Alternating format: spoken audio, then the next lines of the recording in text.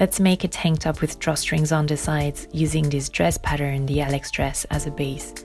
Maybe you can already envision what we're gonna do to the dress pattern. Major tweaking right there. You want to use some elastic fabric. I took a synthetic one with elastane. You could take also a cotton elastane blend, anything as long as it's elastic. And also I took a size above mine. I figured I don't want the top to be completely tight. Let's get down to work.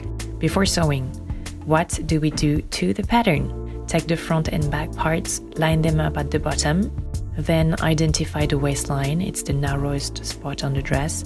I personally want the top to come down to the waist so I can wear it with high-waisted bottoms. So I'm cutting 5 centimeters plus 2 centimeters of seam allowances below the waistline, so a total of about 7 centimeters. It's a rough estimate because I didn't measure. And then the length of the top can anyways be adjusted, so better make it longer. I'm also removing the curved corners, cutting them straight down. I cut my fabric off camera, and for the length of the drawstrings, I just cut them a bit longer than the size of the top. Let us sew! First, sew the lower hems of the back and front parts. Seam allowance is 2 centimeters. I used a zigzag stitch.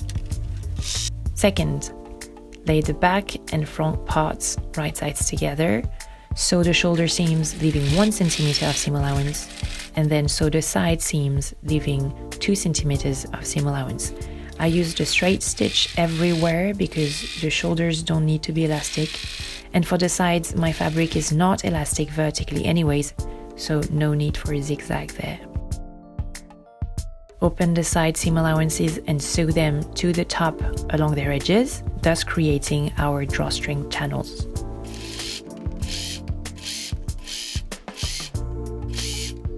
Fourth step, let's make the drawstrings. I fold my strips of fabric right sides together. I sew using a zigzag,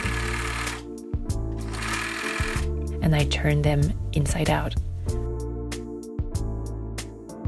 I grab the top, I insert my loop turner through the drawstring channels, and I pull the drawstrings till one end is aligned with the armhole. I pin it there, and I'm gonna sew the drawstrings to the armholes on each side in the seam allowance. The last step is hemming our neck and armholes. I'm doing my old technique of basting the seam allowances 1.3 centimeters away from the edge.